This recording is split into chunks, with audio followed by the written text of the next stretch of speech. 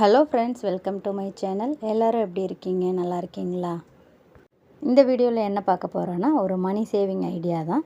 ஒரு வாரத்தில் நீங்கள் எவ்வளோ சேமிக்கிறீங்க அப்படிங்கிற மாதிரி ஒரு வீக்லி பிளான் தான் பார்க்க போகிறோம்.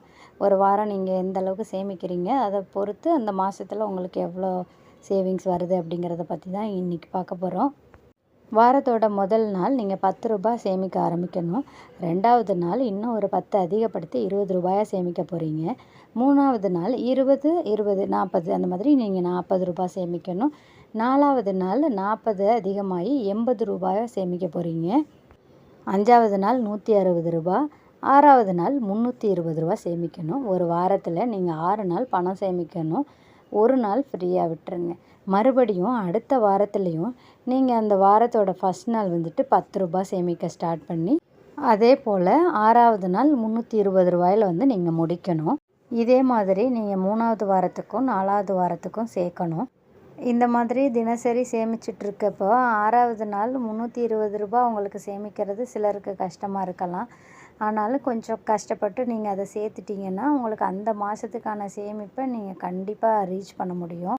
இந்த மாதிரி சேர்க்குறப்ப உங்களுக்கு ஒரு வாரத்துக்கு, அதாவது ஒரு வாரத்தில் நீங்கள் 6 நாள் தான் சேமிக்கிறீங்க. ஒரு வாரத்துக்குன்னு பார்த்தீங்கன்னா ₹630 உங்களால் சேமிக்க முடியுது. நீங்கள் 4 வாரத்துக்கு 630, 630 சேமிக்கிறீங்க. அப்போ ஒரு மாதத்துக்குன்னு பார்த்தீங்கன்னா 4 × 630 உங்களால் ஒரு மாதத்துக்கு ₹2520 சேமிக்க முடியுது. கண்டிப்பாக இது உங்களால் ஈஸியாக சேர்த்துற முடியும். இதை அப்படியே ஃபாலோ பண்ணிங்கன்னா 1 இயருக்கு உங்களால் ₹30,240 சேமிக்க முடியும் தாராளமாக. இந்த பணத்தை நீங்கள் வீட்டிலே சேமித்து வச்சாலும் சரி, இல்லை இந்த மாதம் ₹2,500 நீங்கள் ஒரு ஆர்டியில் போட்டாலும் 1 இயரில் நீங்கள் எடுத்துக்கலாம். இல்லைன்னா நகைச்சீட்டு கட்டலாம். 1 இயர் முடிஞ்ச உடனே அதை ஒரு நகையாக நீங்கள் எடுத்துக்கலாம்.